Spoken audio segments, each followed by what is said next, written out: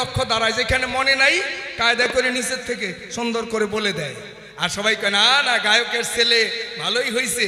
এই কথা কইতে কইতে ওনার একটু অহংকার বাইরে গেছে। এবার উনি ভাগ বেশি নেয়, আর যে যারা নিচে দোয়ারি করে এদেরকে খুব কম দেয়। এবার করতাল বাজনা যিনি বাজায় তিনি কয় হায় রে হায়, আমার দ্বারায় উনি দাঁড়ায় আর আমারই খালি প্রতিদিন ঠকায়। আজকে দেখাবো ভাবটা। এবার যখন উনি গান গাইতেছে, গাইতে গাইতে হনুমানের নাম ভুলে গেছে, হনুমানের নামটাই মনে নাই। এখন কায়দা কইরা ওই যে রামায়ণ কীর্তনীরা গায়, এখন হনুমানের নাম তো মনে কয়, তখন প্রভুকে প্রণাম করে লাভ দিল, প্রভুকে প্রণাম করে লাভ দিল, কিন্তু হনুমান নামটা তো মনে নাই। খালি প্রভুকে প্রণাম করে লাভ দিল, চলিতে লাগিল, কিন্তু নামটা তো মনে নাই। এখন নামটা কি করে জিজ্ঞাসা করে, কয় আহা তারা না রে না না না না না না না না আরে না রে কি। এখন নিচে করতালিয়ে কয় দশানা ছয়ানা ভাগ আমি জানি কি। এখন কীর্তনিয়া ঠেকছে দায়, ও আর তো সমান ভাগ চায়, এখন না দিলেও তো উপায় নাই। বলি আজকে থেকে হবে রে ভাগ সমানে সমান। আর নিচেতে কয় বলি ঘর পুরে ছিল বেটা বীর হনুমান। হ্যাঁ, তখন সেই ঘর পোড়া হনুমান, রাম ভক্ত হনুমান তখন প্রভুকে প্রণাম করে লঙ্কার দিকে চলল। ভাগ কিন্তু সমান সমান হয়ে গেল। তোমার বেলায় তো তাই, ভাগের বেলায় তার ছোট ভাই আর বড় ভাই নাই, তখন সমান। তে প্রশ্ন, আমিও যেটুকু যদি বাকিও থাকে তবু আগে ওর উপরে চাপায় নেই। হ্যাঁ, খালি আমি যদি সঠিক জবাব দিতে যাই ওর তার ওঠার সময়ই নাই, এই জন্য ওরে পাঠাই। আচ্ছা দাদা, তোমার দাপর যোগে দেখতে পাই দুইটা সতী নারী, একটা নাম কুন্তী আর একটা দ্রৌপদী, মানে তার বেটার বউ। কুন্তী নারী যিনি, সতী যিনি, বিয়ের আগে একটা সন্তান জন্ম দিছে তিনি। এটা খারাপ না, আমি খারাপ মনে করি না। তারপরে আরো 4-5 জায়গায় থেকে হাওলাত করে নিল, তার নাম মহাসতী কুন্তী। আর তার ছেলের বউ 5টা স্বামী আছে, আরো একটা চায়, তার নাম হলো মহাসতী দ্রৌপদী। তাহলে তোমার কাছে জানতে চাই, একজনের 5টা আরেকজনের 6টা, এইরকম যদি মানে প্রতি একটা সতী নারীর রয়, ওইটা কি করে আবার সতীর খাতায় নাম হয়? মানে শ্বশুর বাবা বৌমাকে দিছিল মহাভারত, মাগো বৌমা 4-5 বছর হয়েছে তুমি আসছো আমাদের ঘরে, তুমি আমার মা লক্ষ্মী। মানে বউটাও শ্বশুরকে ভালো আদর করে, শ্বশুরও ভালো বৌমাও ভালো, সংসারের কাজকর্ম ভালো করে। মাগো আমি তো মহাভারত পাঠ করতাম, এখন আর চোখে দেখি না, এই মহাভারতটা তোমার কাছে দিলাম, এটা পড়বা, পড়লে ভক্তি বাড়বে, শান্তি পাবা। ঠিক আছে, বৌমা ও শ্বশুর বাবাকে প্রণাম করে কয় ঠিক আছে মাঝে মাঝে পড়বো। কারণ দৈনিক একটু করে পড়বা, ভালো জিনিস মহাভারত। কয় ঠিক আছে বাবা পড়বো। কয়েকদিন পড়ার পরে একদিন শ্বশুর জিজ্ঞাসা করে, বৌমা আমি তো এখন পড়তে পারি না, চোখে দেখি না, তুমি তো প্রতিদিন একটু করে পড়ো, আমার কাছে একটু ব্যাখ্যা করো, মহাভারতে ভালো লাগে না, কইরা ভালো লাগে না? বৌমা কই হ্যাঁ এত ভালো জিনিস, এটা আগে কেন দিলেন না? ভালো, যত পড়ি আরো খালি পড়তে ইচ্ছা হয়। কয় কোনটা কোনটা খুব ভালো লাগে? কয় ওই যে দ্রৌপদীর 5টা স্বামী। এইটা পড়ে দেখলাম আমি, দ্রৌপদীর 5টা স্বামী। তাহলে 5টা স্বামী থাকলে তবু সতী, তাহলে আমার যদি 2-1টা ভালোবাসার বন্ধু থাকে কি এমন ক্ষতি? শ্বশুরে কয় হায় রে হায়, মহাভারত দিয়ে বুঝি আমার মান সম্মান এখন সব যায়। এটা জিজ্ঞাসা করলাম দাদার ঠাই। শাশুড়ি বৌমা দুইজন সতী, আমি মনে করি একটার চরিত্র ঠিক নাই। তুমি একটু করবে আলোচনা। আমি কিন্তু খারাপ বললাম না, খারাপ আমি বলবো না, দাদা যোগের কথা আমি খারাপ বলবো না। আমি জিজ্ঞাসা করবো এইভাবে, 5টা পতির সাধন করে কি করে সতী হওয়া যায়? তাহলে তো নিন্দা হইল না। আর 4-5 জায়গা থেকে হাওলাত করে নিল, বিয়ার আগে একটা জন্ম দিল, সে আবার কি করে সতী নারী হইল? একটু সুন্দর করে সভা পরে বইল। প্রশ্ন হলো দুইখানা, আরেকটা না করে তো ছাড়বই না। সেটা কি? তুমি বললে আমার যুগে গুরু ভক্তি নাই, তোমার যুগে একটা গুরু ভক্তির কথা তুলে ধরতে চাই। অর্জুন নামে একটা শিষ্য ছিল, গুরুদেব দ্রোণাচার্যের মুন্ড কাটলো। এই আসরের মধ্যে 2-1 জন থাকলে হাত তোলেন যে আমি গুরুদেবের গলা কাটছি, এরকম আছেন নাকি কেউ? নাই নাই। আমার কলির কালে ওইরকম পাষণ্ড নাই যে কেউ গুরুদেবের গলা কাটছে। আর তোমার দাপর যোগে অর্জুন নামে শিষ্য ছিল, গুরুদেবের গলা কাটলো। তাহলে শিষ্যের হাতে গুরুর মুন্ড কাটা গেল, এটাও কিন্তু মহাভারতে রইল, একটু বাপের বেটার মতো বইল। প্রশ্ন 3খানা থাক, দাদা এসে সুন্দর করে শোনাক। এবার আমি আস্তে আস্তে বিদায়। তার আগে আমার কলির অবতরী গৌর হরি গোবিন্দের গো রাধাররা দুই মিলে হলো নদিয়ার গোরা। রাধা গোবিন্দের আলাদা পূজা কলির কালে দরকার নাই। গৌরের চরণে প্রণাম দিলে রাধা গোবিন্দের কৃপা একবারে মিলে। রাধা গোবিন্দ যুগল তনু একসাথে হয়ে তিনি হলেন আমার নদিয়ার চৈতন্য গোসাই। কলির জীব তরাইতে আর কেউ নাই। নাম ভজ নাম চিন্ত নাম কর সার, নাম বিনে কলির কালে গতি নাই আর। তোমার প্রশ্নের জবাব সব একবারে পরিষ্কার। এবার যে ঘোষণাটা আমার ব্রজদা, ওনার হাতে একটা জিনিস রয়েছে, একটা গ্রন্থ রয়েছে, মাত্র 10 টাকা দাম,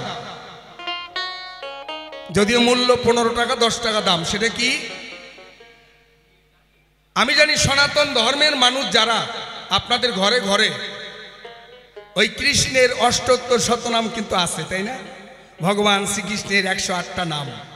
কিন্তু যেই শ্রীকৃষ্ণ আর শ্রীমতী রাধা দুইজন মিলে কলিতে হলো গৌরাঙ্গ, এই গৌরাঙ্গের কিন্তু 108টা নাম আছে, কিন্তু আমরা পুস্তক আকারে কোথাও পাই নাই। ভারতবর্ষে কেন, বিশ্বে কোনো জায়গাতেই নাই। আমি বিভিন্ন গ্রন্থ মন্থন করে কোনোটাতে 10টা, কোনোটাতে 20টা, আমার এই বাউল জীবনে 32 বছরে কোনোটাতে 50টা, কোনোটাতে 5টা, এরকম করে সংগ্রহ করে করে আমার কিছুই না, সব মহাজনদের লেখা নামগুলো এক জায়গায় করেছি। 108টাই আমি পেয়েছি। পেয়ে একটা ছোট্ট পুস্তিকা নাম দিয়েছি গৌরাঙ্গের 78 শতনাম, মানে গৌরাঙ্গের 108টা নাম। তাই আপনারা বসে থাকেন, গান শোনেন। আর আমার ব্রজদা আপনাদের কাছে যাবে, শুধু 10টা করে টাকা ওনার হাতে দেবেন আর একটা করে পাঁচালি নেবেন। ঘরে রাখলেন, মন্দিরে রাখলেন, ঘরে রাখলেন, 2 লাইন 4 লাইন করে পড়বেন, মনে একটু ভক্তি বাড়বে। অবশ্যই সকলের কাছে প্রার্থনা, জয়গুরু। তবে আর বেশি কথা বলবো না। এই পর্যন্ত আমার প্রথম আলোচনা। আমি এখন কলি হইয়া সভাতে দাঁড়াই। আমার কলির ধর্ম নিয়ে এলো চৈতন্য নিতাই। একবার নিলে নাম যত পাপ হরে, জীবের সাধ্য নাই তত পাপ করে। এই নাম জীব লয় বহুবার, নাম নিতে নিতে যদি না বয় অশ্রুধার, জানতে হবে নামের মধ্যে অপরাধ আছে তার। তাই অভিমান শূন্য হয়ে করো নাম সংকীর্তন, অনায়াসে মিলবে ব্রজের ব্রজেন্দ্র নন্দন। তাই তো নাম ভজ নাম চিন্ত, এই নাম পারের তরি, প্রেমানন্দে ভক্তবৃন্দে বলো হরি হরি হরি বল হরি বল হরি বল।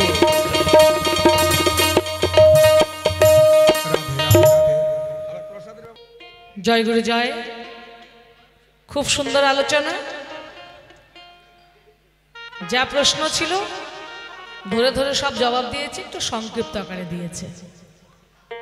ওই যে আমাকে নাকি ছাড়া যাবে না, ভাগ নাকি সমান সমান, তাই আবার একটু আমাকে আসরে পাঠান, তাই চলে এলাম। দু একটি কথা বলাতে আমার ভাই খুব মনে কষ্ট পেয়েছে। বর্তমানে ওই যে কলিযুগে যে এই সমস্ত হচ্ছে, তাই চুল কেটে কি বিশ্বের যত খেলোয়াড় আছে তাদেরকে নাকি সম্মান জানাচ্ছে আমার যুব সমাজরা। ওমা, চুল কেটে কেটে ওরকম কাটিং দিয়ে তারপর সম্মান জানাতে হবে? সম্মান জানানোর কি আর কোনো উপায় নাই? হ্যাঁ, তো খুব ভালো, এত সুন্দর চুল কেটে ফেলে দিয়ে সব খেলোয়াড়দের কাটিং নাকি দিয়ে সম্মান জানানো হলো। আমার ভাইয়ের যুগে নাকি সব ভালো, কিছুই খারাপ নাই, সব কিছু ভালো ভালো দেখতে পাই। তিন যুগে যত কঠিন ছিল, বর্তমানে কলিযুগে সব সহজ উপায় হয়ে গেল। কি?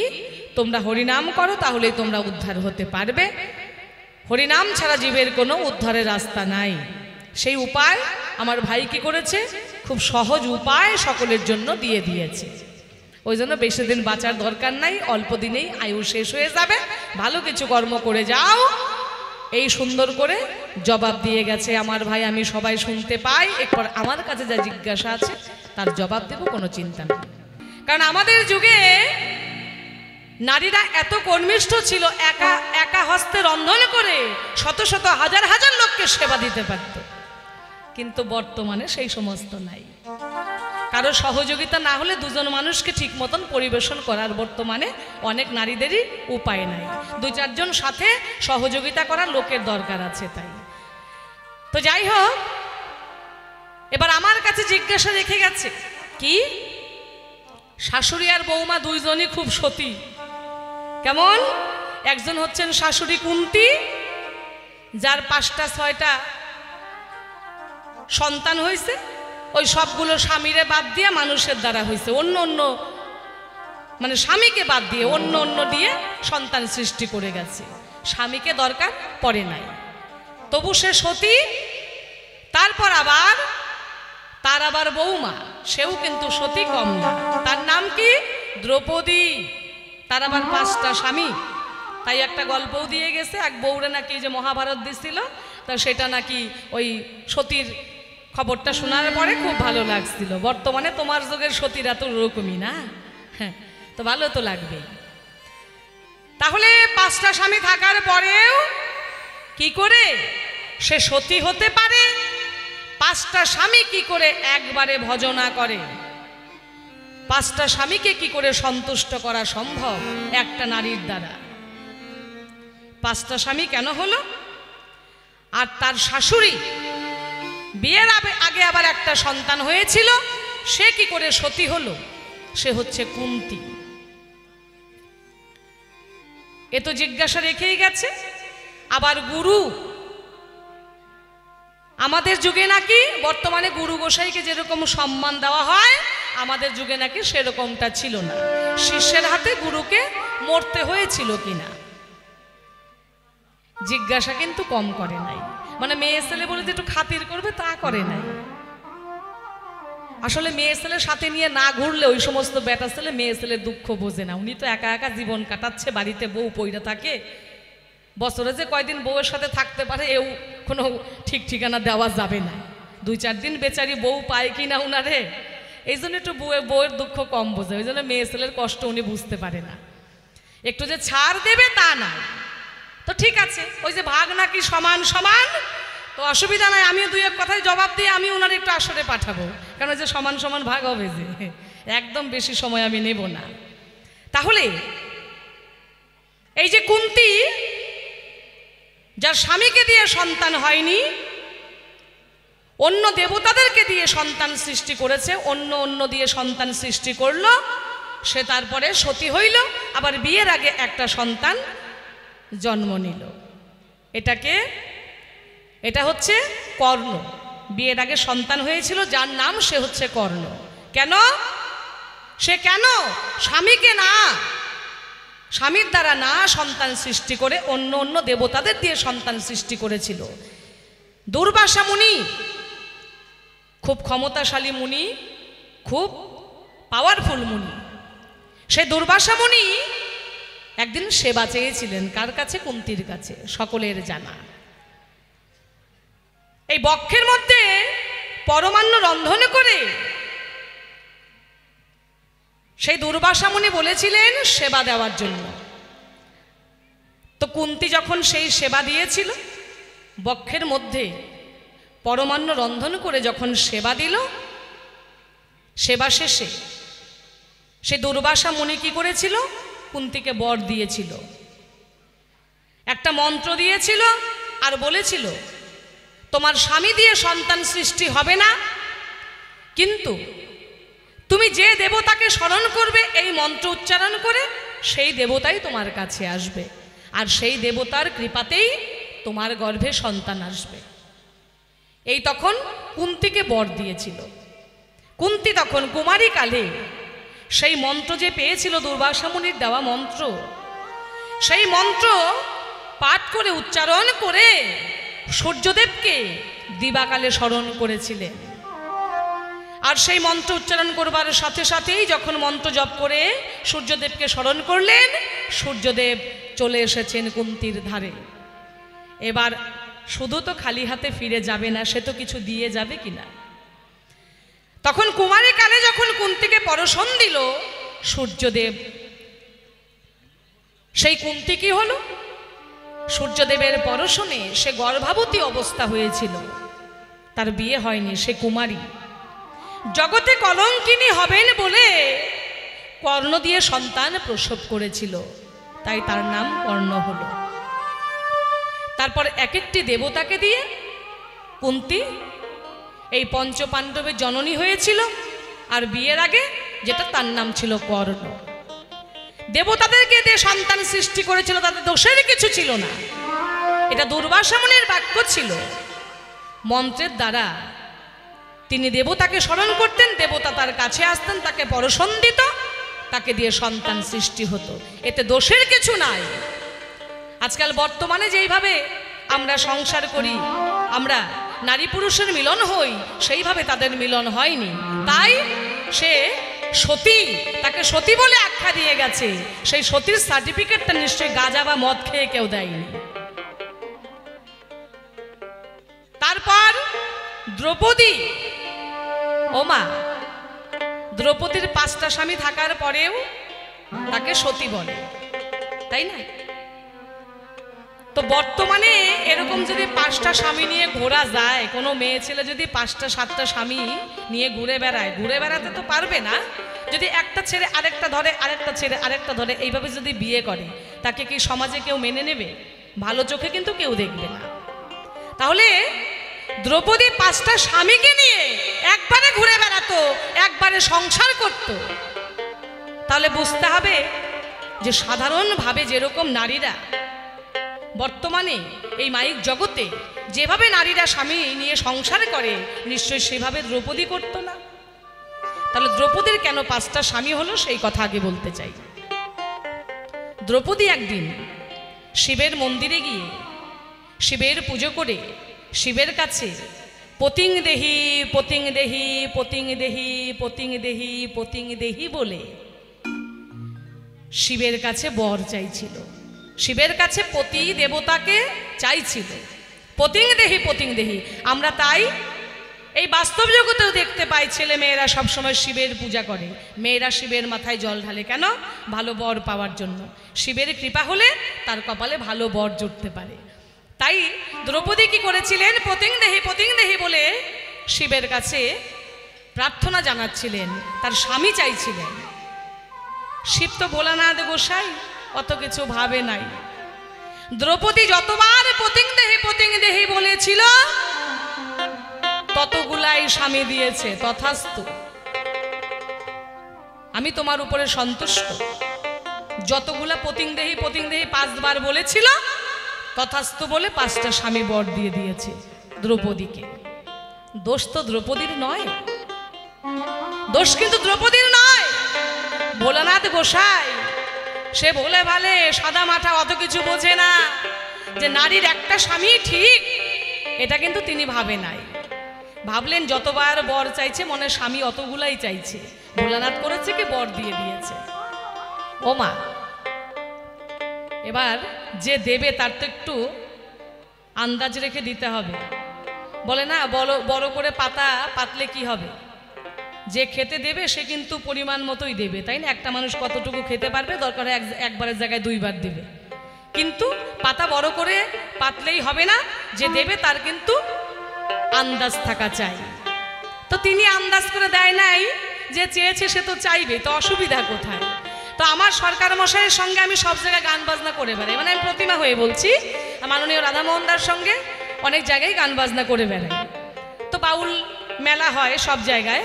এবার ধরে নেন আমি কোনো মেলায় গেছি, কোনো দোকানে গেছি, একটা জিনিস আমার পছন্দ হয়েছে, আমি টাকা ঘর থেকে নিয়ে আসিনি, মঞ্চে এসেছিলাম, টাকা ঘরে রেখে চলে এসেছি, টাকা সাথে করে নিয়ে আসিনি, একটা জিনিস আমার পছন্দ হয়েছে।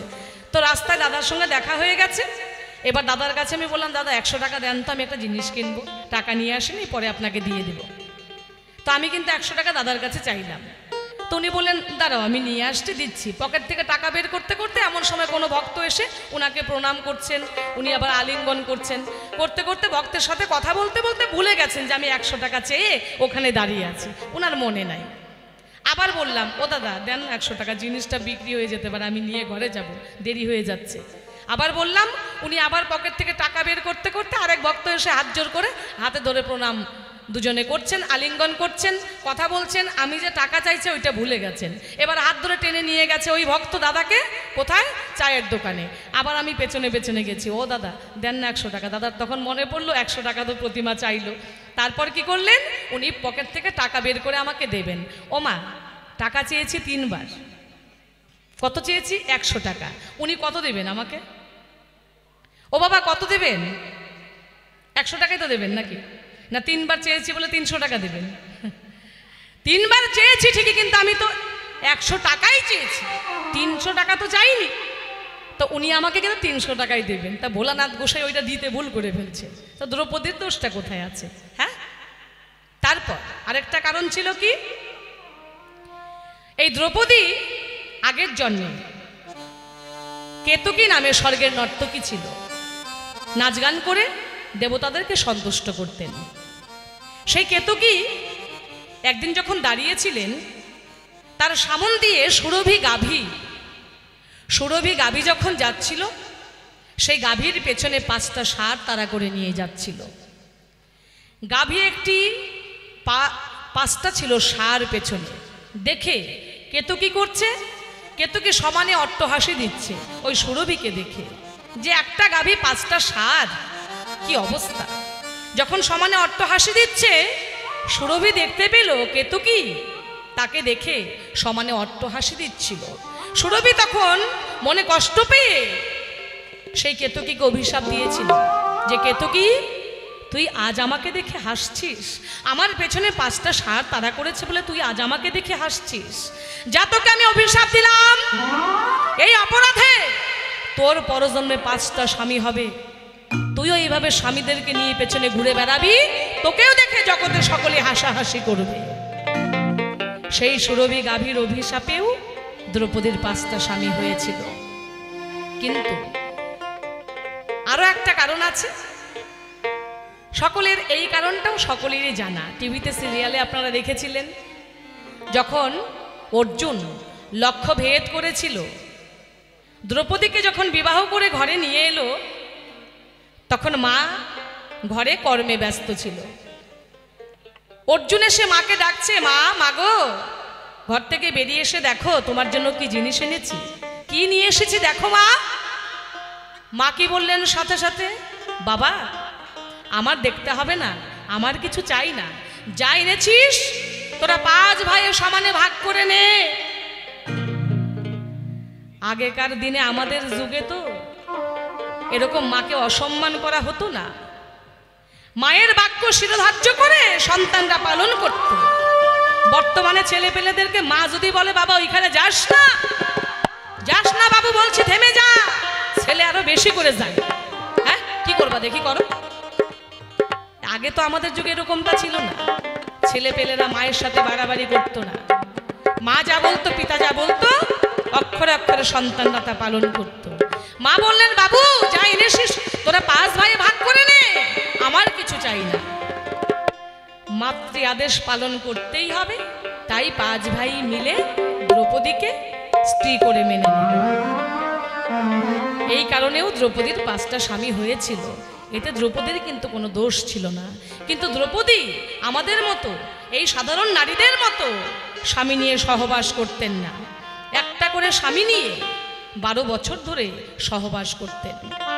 যে স্বামীর সঙ্গে সহবাস করতেন, স্বামীর আর দ্রৌপদী যে শয়নে থাকতেন, মাঝখানে থাকতো খাড়া তরবারি, সেই তরবারি খুব ধারালো ছিল, একটা মাছি যদি বসতো সেটাও পর্যন্ত কেটে যাবে, এরকম ধারালো অস্ত্র ছিল, যার জন্য দ্রৌপদীর সতীত্বে কোনো রকম কোনো হস্তক্ষেপ হয়নি। তাই সেই জন্য দ্রৌপদী 5টা স্বামী নিয়ে থাকার পরেও সে ছিল সতী, আমাদের যুগের সতী। এই সমস্ত সতীগুলো আমাদের যুগের। এখন আপনারা ঘুম থেকে উঠে যদি এই পঞ্চসতীর নাম নিতে পারেন, আপনাদের দিনটা খুব ভালো যাবে। ঘুম থেকে উঠে পঞ্চসতীর নাম নেবেন, কি কি? অহল্যা, তারা, মন্দোদরী, দ্রৌপদী আর ছিলেন কুন্তী। এই পঞ্চসতীর নাম নিয়ে যদি একটা প্রণাম করতে পারেন, দিনটা ভালো যাবে। এগুলো আমাদের যুগের সতী। বর্তমানে আমার ভাইয়ের যুগে এরকম সতী নারী একটাও নাই, একটাও নাই। যদি থাকে একটু আমি প্রমাণ চাই।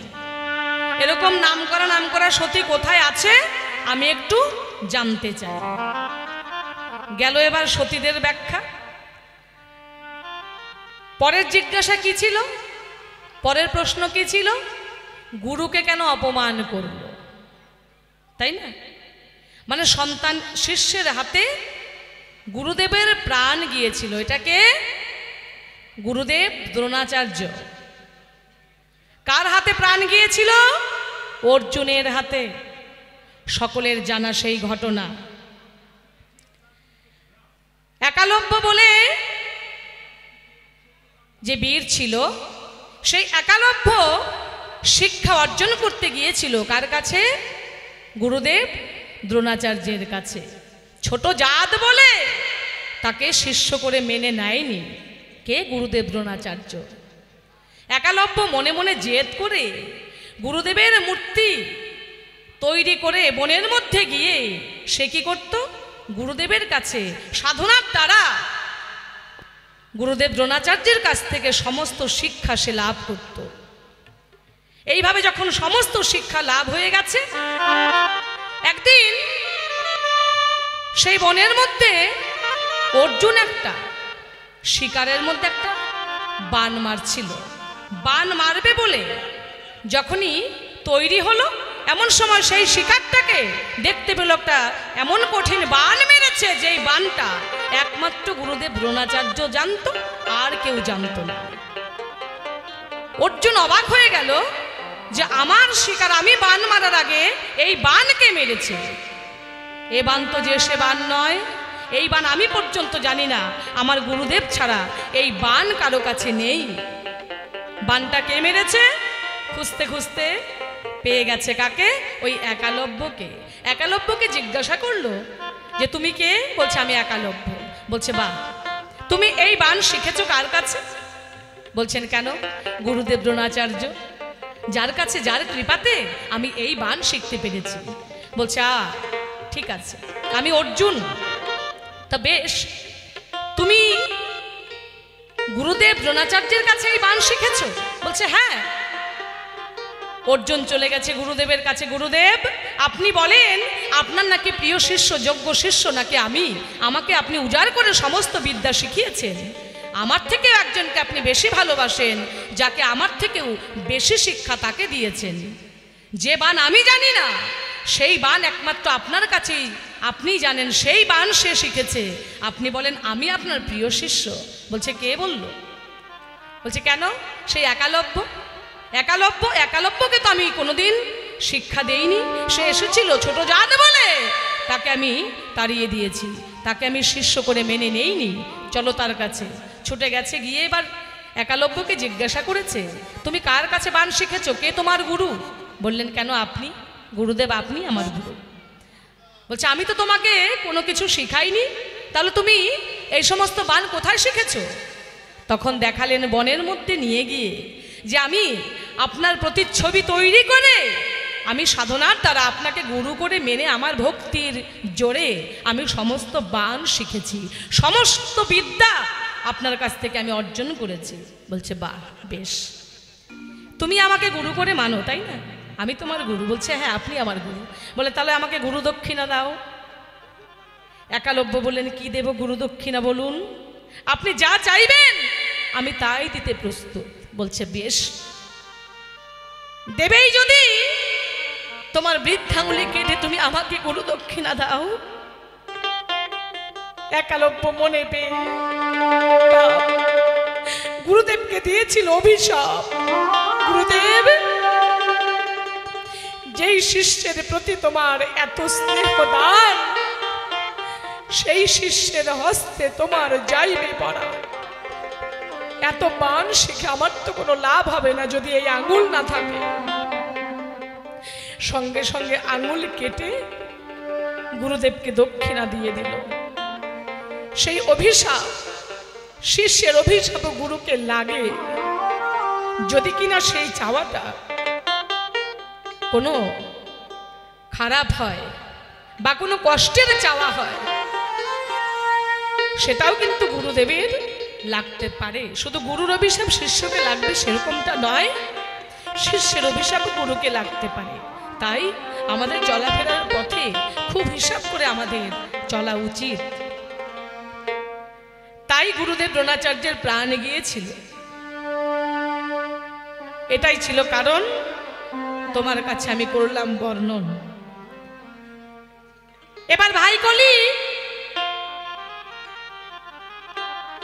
তোর কাছে আমি জানতে চাই, আমাদের যুগে তো এরকম পাওয়ার ছিল, শিষ্যর যেরকম পাওয়ার ছিল, গুরুর পাওয়ার ছিল, সাধুর পাওয়ার ছিল। বর্তমানে তোর যুগে কোনো সাধু নাই, তোর যুগে সাধু নাই, তোর যুগে সতী নাই। আমাদের যুগে সাধু ছিল কেমন? সাধুরা যখন তখন মুখ দিয়ে আগুন বের করতে পারতেন, যদি চাইতেন যখন তখন কাউকে ভস্ম করে দিতে পারতেন মুখ দিয়ে আগুন বের করে। তোর যুগে ভাই কলি এরকম সাধু নাই। সাধু আছে, সাধুরের পাওয়ার নাই।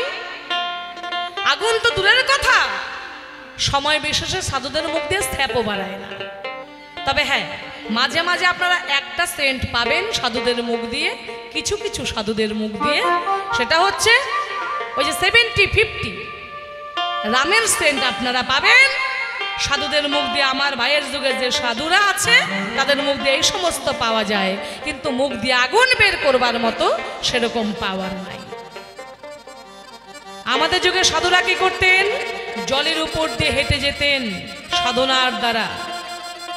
বর্তমানে সাধুরে নিয়ে যে এই যে সাধারণ আপনাদের যে নদীটা আছে এর মধ্যে নামায় দিয়েন তো, বলেন তো খালি পার হয়ে যান, উপর দিয়ে নিচ দিয়ে যাওয়া যাবে না, জলের উপর দিয়ে যেতে হবে। পারবে বাবা? ও ডুবে মরবে, উপায় নাই।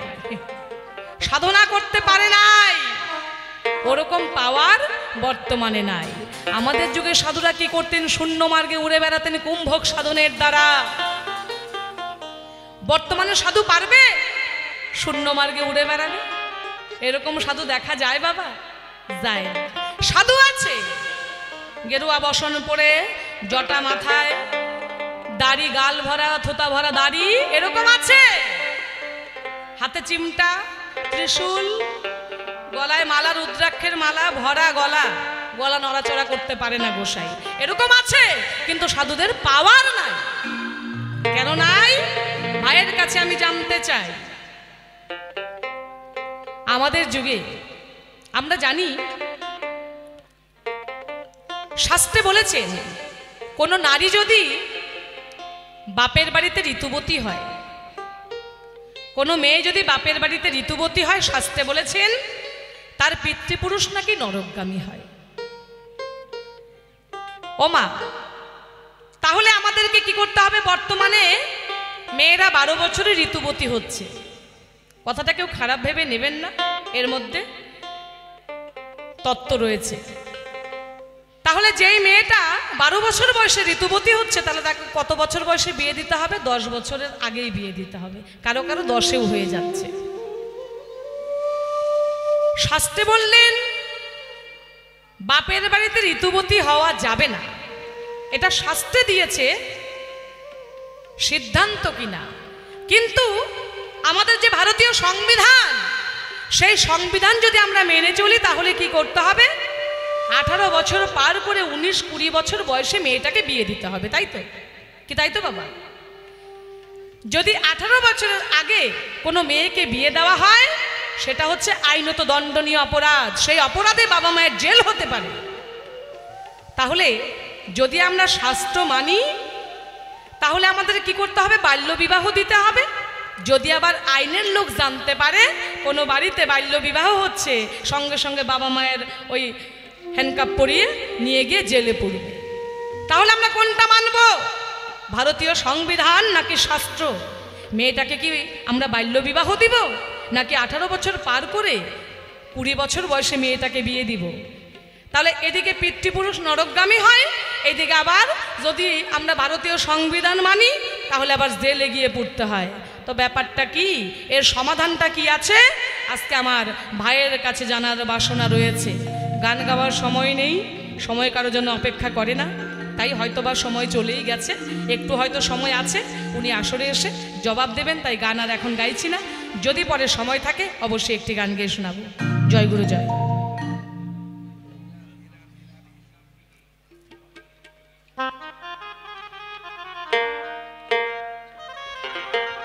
জয় রাধে। খুব ভালো লাগলো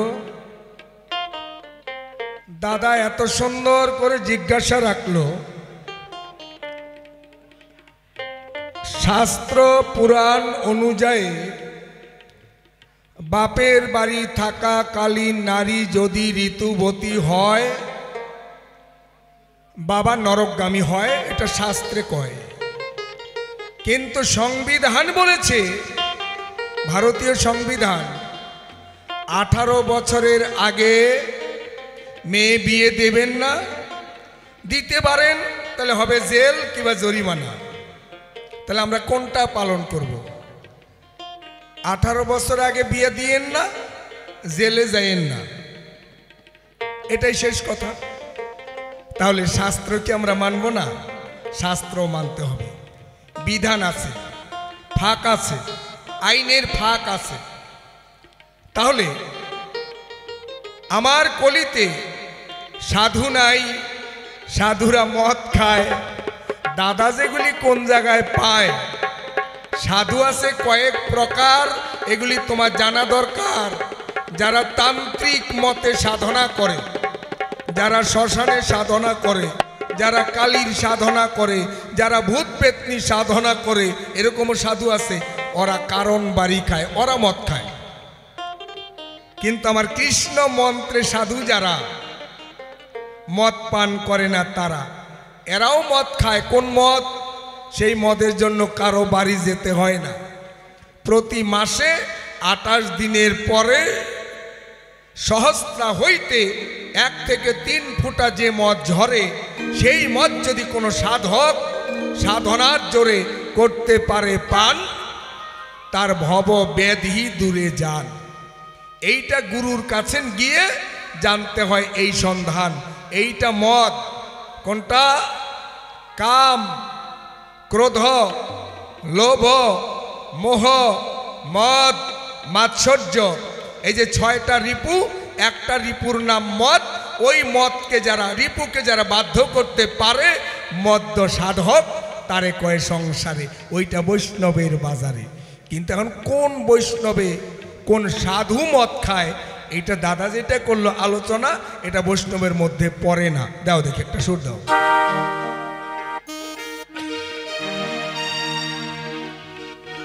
পরের জায়গা, পরের জমি, ওগো ঘর বানায়া আমি রই, আমি তো সেই ঘরের মালিক নই, আমি তো সেই ঘরের মালিক নই। পরের পরের জায়গা পরের জমি ঘর বানাইয়া আমি রই, ঘর বানাইয়া আমি রই, আমি তো সেই ঘরের মালিক নই, আমি তো সেই ঘরের মালিক নই।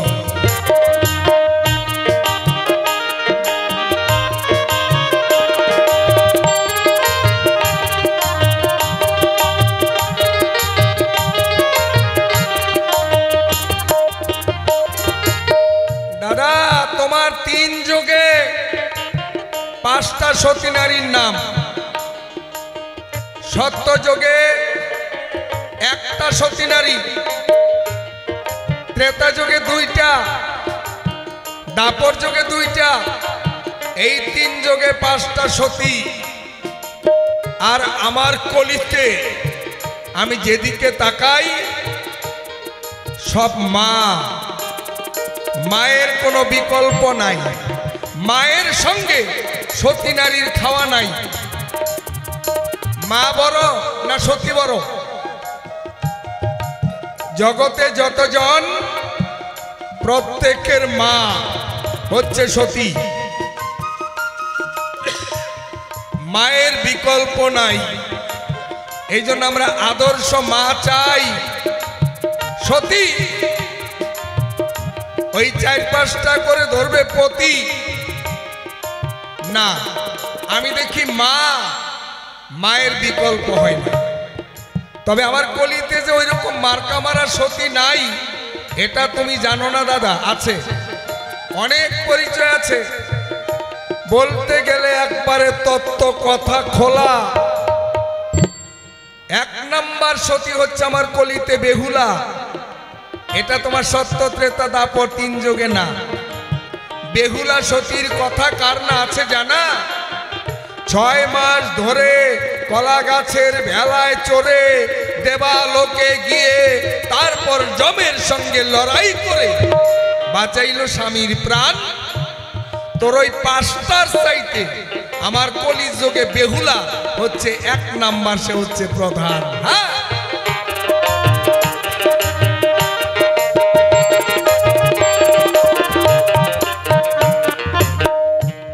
এই ঘরখানা যার জমিদারি,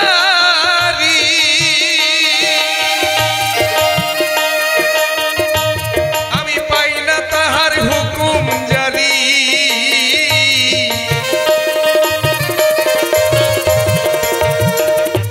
ঘরখানা যার জমিদারি, পাই না তাহার হুকুম জারি।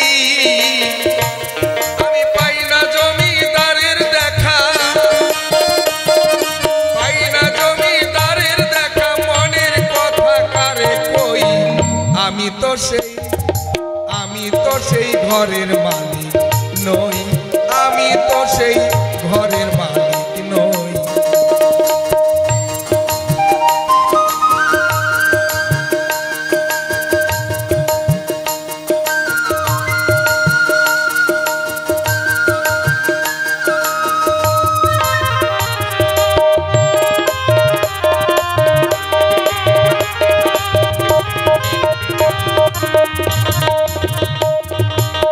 তোর তো 3 যুগে 5টা সতীর নাম আছে, আর আমার 1 যুগেই কলিতে বেহুলা 1। একটু বিচার করে দেখ। 2 নম্বরে সাথী কন্যা আমার গৌর সুন্দর যখন গিয়েছিল সার্বভৌমের বাড়ি, সার্বভৌমের কন্যা তার নাম সাথী। সে সতীত্বের বলে, ভক্তি বলে মরাপতির জীবন বাঁচিয়েছিল। তাহলে বেহুলা, সাথী কন্যা 2 জন, তারপরে চিন্তামণি 3 জন, রজকিনী 4 জন, পদ্মাবতী, এই হইল আমার কলিতে পঞ্চসতী। তারপরে আরো যদি বলতে যাই, এরকম অনেক সতী নারী আছে যেগুলি তোমার 3 যুগে নাই। হ্যাঁ,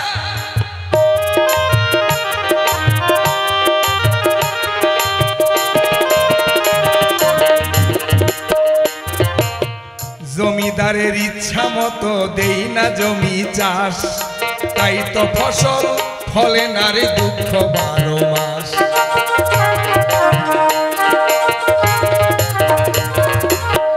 জমিদারের ইচ্ছা মতো দেই না জমি চাষ, তাই তো ফসল ফলে না রে দুঃখ 12 মাস। আমি খাজনা পাতি সবই দিলাম, তবু জমি হয় রে নিলাম।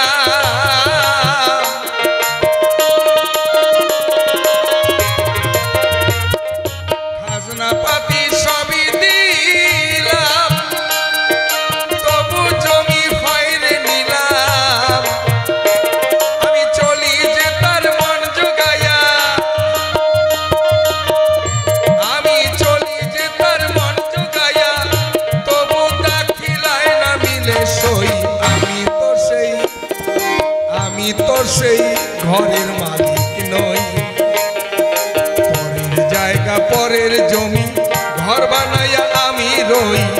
আমি তো সেই ঘরের মালিক নই, আমি তো সেই ঘরের মালিক নই।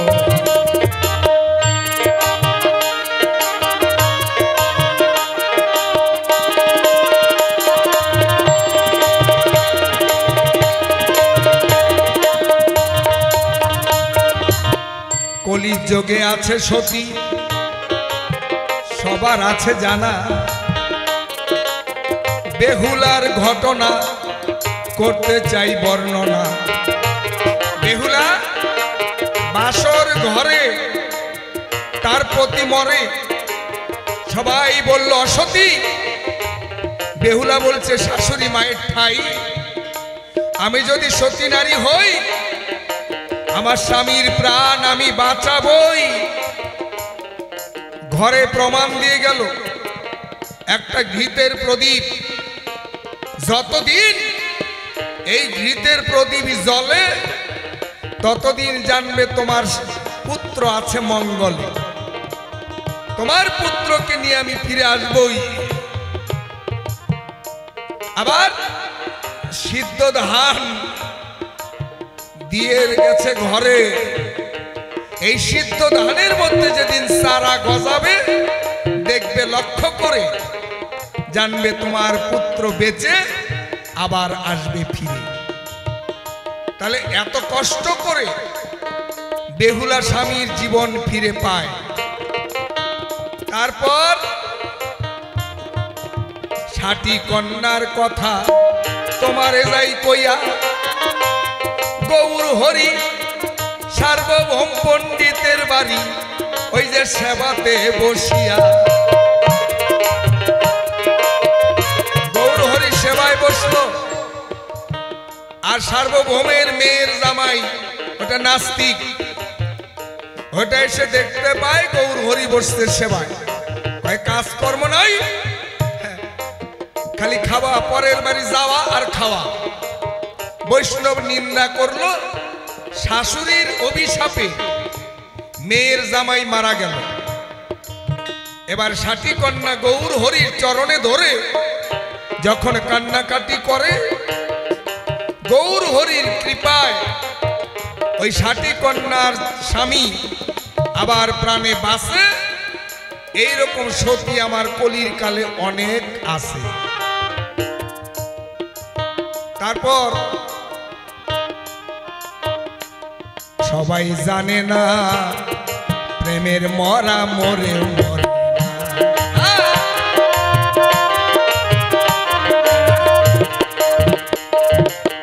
চণ্ডীদাস আর যোগিনী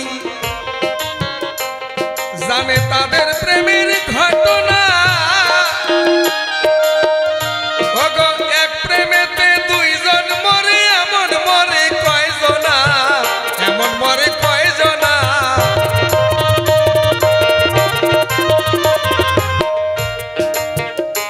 আবার চণ্ডীদাস ব্রাহ্মণের ছেলে, চণ্ডীদাস ব্রাহ্মণের ছেলে করি আমি বর্ণনা। প্রেমের মরা মরেও মরে না, হবে সবাই জানে না প্রেমের মরা মরে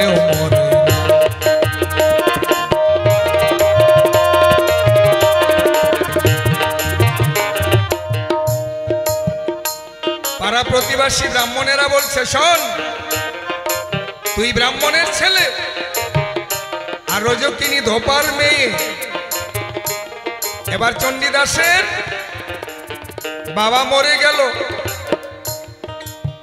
প্রতিবাসীরা সবাই ঘোষণা করলো, তোর বাবা শ্রাদ্ধের মধ্যে যদি ওই ধোপার মেয়ে আসে আমরা কেউ ভোজন করব না। চণ্ডীদাস রজকিনীর কাছে গিয়ে করে বর্ণনা, শ্রাদ্ধ শান্তি পার না হলে তোমার সাথে দেখা হবে না।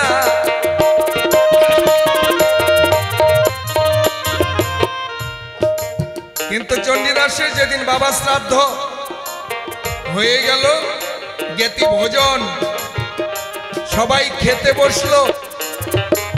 আর রজকিনী ভাবে, আমি যে তার প্রেমিকা, আমি যে তার আরাধিকা, আমি যে তার সাধিকা, তাহলে সে জ্ঞাতি গোষ্ঠীর ভোজন করাবে, আমি কি অংশ নিতে পারবো না? বড় করে ঘোমটা দিয়া এবার দইয়ের হাড়ি হাতে নিয়া চণ্ডীদাস মিষ্টি বিতরণ করে, আর রজকিনী ঘোমটা দিয়ে সে দই বিতরণ করে। দই বিতরণ করতে করতে হঠাৎ করে একটু ঘোমটা পড়ে গেল। ওই পাড়া প্রতিবাসীরা দেখলো যে রজকিনী এলো, খাবো না বলে সবাই পড়লো দাঁড়াইয়া। চণ্ডীদাস কই, কি আমি না করেছি মানা, শ্রাদ্ধ শান্তি পার না হলে তোর সঙ্গে আমার দেখা হবে না, তোর জন্য আমার জ্ঞাতি গোষ্ঠীর সেবা হলো না। চণ্ডীদাস লাঠি নিয়া রজকিনীকে মারতে যায়। রজকিনীর এক হাতে দইয়ের হাড়ি, আরেক হাতে চামচ ছিল, দৌড়াইয়া যখন পালায়। রজকিনীর এক হাতে দইয়ের ভাণ্ড, আরেক হাতে চামচ। এবার চণ্ডীদাস লাঠি নিয়ে তাকে দৌড়াচ্ছে, সে চলে যাচ্ছে। হঠাৎ করে মাথার ঘোমটা পড়ে যায়। রজকিনী ভাবছে, আমি যে কে, এটা মানুষকে এত আগেই ধরা দেওয়া যাবে না। যখন ঘোমটা পড়ে যেতে চায়, সঙ্গে সঙ্গে আরো দুই হাত বের করে ওই মাথার ঘোমটা উঠায়। চণ্ডীদাস যখন দেখতে পেল যে চার হাত রজকিনী, ওই দুর্গা মায়ের অংশ রজকিনীর মধ্যেই ছিল, তারপর চণ্ডীদাস জানলো যে সেই হচ্ছে সাধিকা, আরাধিকা, রাধিকা, প্রেমিকা, ঊর্ধ্বরেতা। সামান্য নয় রজকিনীর কথা। হ্যাঁ,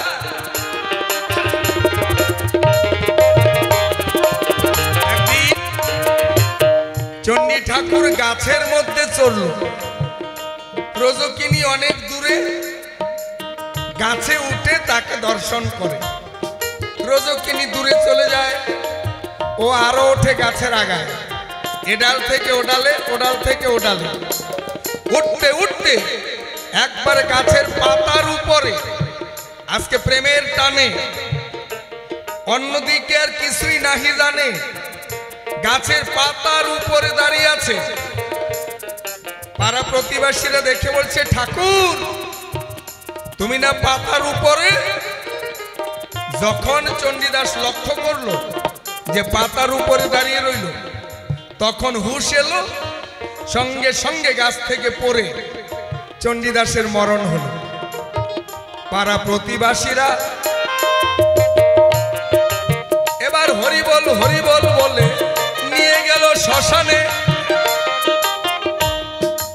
আবার অনুরাগের টেলিফোনে রজকিনী খবর জানে।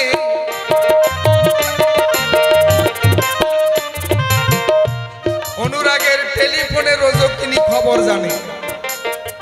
রজকিনী ঘরে বসে বন্ধুর জন্য বানায় পান, আর এদিকে চণ্ডী ঠাকুর গাছ থেকে পড়ে চলে গেল তাহার প্রাণ।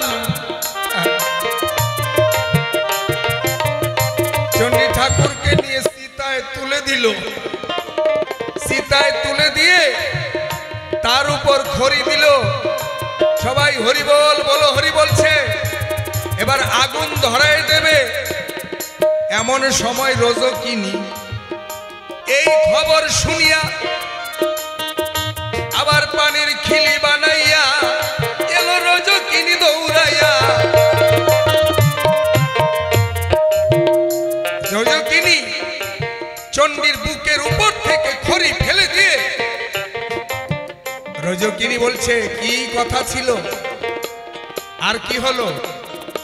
তোমার সঙ্গে কথা ছিল, মনে মনে বিনিময়।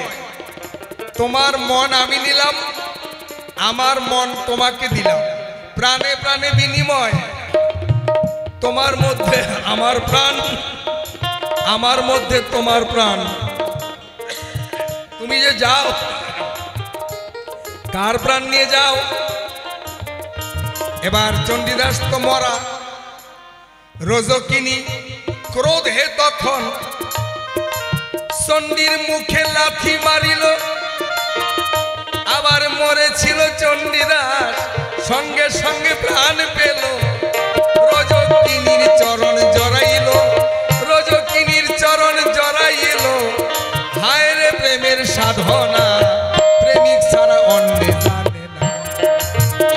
রজকিনী চণ্ডীদাসকে স্পর্শ করা মাত্রই চণ্ডী ঠাকুর প্রাণে বেঁচে গেল। বলো, এইরকম সতী নারী কয়জন রয়? তাহলে বিল্ল মঙ্গল চিন্তামণি তাদের প্রেমের ঘটনা জগতে আছে প্রমাণ। আবার হইল যাহা রটনা।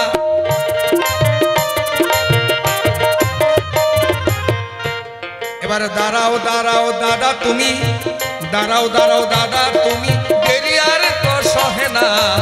প্রেমিক জানে প্রেমের সাধনা, অন্যে বোঝে না। প্রেমিক জানে প্রেমের সাধনা, অন্যে বোঝে না। প্রেমিক জানে প্রেমের সাধনা।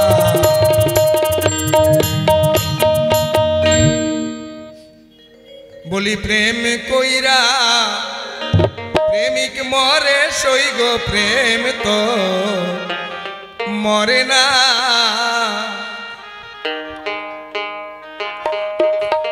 ভবে প্রেমিকেরা এখানে চলো, দিশাহারা তারা মরণের ভয় করে না। তারা মরণের ভয় করে না। প্রেম তো মরে না।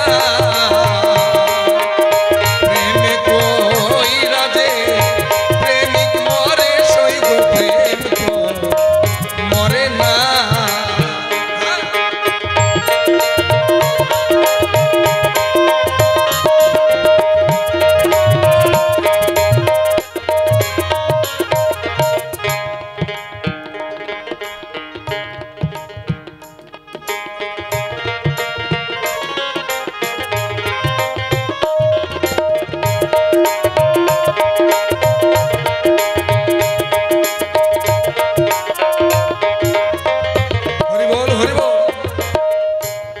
আমি কলির কালে যেই দিকে তাকাই সবই ভালো দেখিতে পাই। কলির কালে খারাপ জিনিস বাজারে চলে না।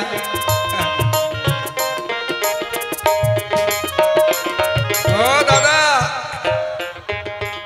আমি যেদিকে তাকাই সব ভালো দেখতে পাই, কলিতে খারাপ জিনিস নাই। যদি তুমি একটা প্রমাণ দিতে পারো যে কলিতে এটা খারাপ, তোমাকে 10,000 টাকা পুরস্কার দেওয়া হবে। বুঝলে? ও কলিতে কোনো জিনিস খারাপ নাই, বাহ, সব ভালো। যদি খারাপ দেখানো যায় 10,000 টাকা পুরস্কার দেওয়া হবে। তা আমি তো কলিযুগে কিছু ভালোই দেখতে পাই না, সবই তো ভেজাল। ও মা, ভেজাল না? কি গো, ভেজাল না? সবকিছুর মধ্যে ভেজাল না? বর্তমানে কলিযুগে শুকনা মাছের দাম বেশি, দুধের দাম দাম নাই, দুধ যেটা ভালো সেটার দাম পাওয়া যাচ্ছে না। শুকনা মাছের মধ্যে বিন্দুমাত্র ভিটামিন নাই, যা খেলে গ্যাস্ট্রিক হবে, গ্যাস্ট্রিক আলসার হয়ে মানুষ তাড়াতাড়ি মারা যাবে, তার দাম বেশি। অথচ দুধের মধ্যে প্রচুর পরিমাণে ভিটামিন আছে, 24টা তার মধ্যে গুণ রয়েছে। এত ভিটামিন থাকার পরেও সেই দুধের দাম কম। শুকনা মাছ খেলে মানুষ তাড়াতাড়ি মারা যাবে, মদ খেলে মানুষ তাড়াতাড়ি মারা যাবে, তার দামটা বেশি করেছে আমার ভাই। আবার বলে সবকিছুই নাকি ভালো দেখতে পায়। বাহ, তোমার মাথায় রাজনীতি চলবে না। শুকনা মাছের দাম বেশি, 2000 টাকা কেজি, আর দুধ 40 টাকা 50 টাকা লিটার। আচ্ছা, রাজনীতি করে যারা এই খবর জানে তারা, এটা তোমার মাথায় খেলবে না। হ্যাঁ, তোমার যে বুদ্ধি, এখানে রাজনীতি আছে। হ্যাঁ, আচ্ছা, আমি রাজা, আমি জানি আমার গরিব দুঃখী প্রজাগণ। আচ্ছা, দিনে কামাই করে 300 টাকা, 300 টাকা কামাই করে। আচ্ছা, দুধের লিটার যদি 500 টাকা করে দেই, ওর বাবার সাধ্য আছে দুধ খাইতে পারে? 300 টাকা করে কামাই, দুধের লিটার 40 টাকা, 20 টাকা দিয়ে হাফ লিটার নিল, ওর সংসারও ঠিক রইল, ভিটামিনটাও পেল। তাহলে ভিটামিন জিনিস প্রত্যেকটা গরিব মানুষের খাওয়া দরকার, এই জন্য এটার দাম একদম কমায় দিছি। এইটাই আইন হচ্ছে ঠিক রাজা। বাবা বাবা। আচ্ছা, আপনারা কোনটা চান? গরিব মানুষ দুধ 50 টাকা লিটার না 500 টাকা লিটার? হ্যাঁ, আরো 30 টাকা করলে বেশি ভালো। 30 টাকা করলে তো বেশি ভালো, 50 টাকা লিটারেও ঠিক আছে, অসুবিধা নাই। কিন্তু তাহলেও তারপরেও এত দাম কম, বাজারে দুধ বিক্রি হয় না, মদের দোকানে লাইন। কি বাহ, ওইটা কেমন হইলো? মদের দোকানে লাইন দিয়ে মদ কিনে খাচ্ছে, যেটা জানে খেলে তাড়াতাড়ি মারা যাব। শোনো, সিগারেটের প্যাকেটের মধ্যে দেওয়া থাকে, তাই না? আমি রাজা, এটা পান করা ভালো না। লেখা আছে সিগারেট বিড়ির প্যাকেটের গায়ে ক্যান্সারের ছবি দেওয়া, খাইলে পরে স্বাস্থ্য নষ্ট হইয়া যায়, তারপরেও মানুষে খায়। ওটা আমার দোষ না,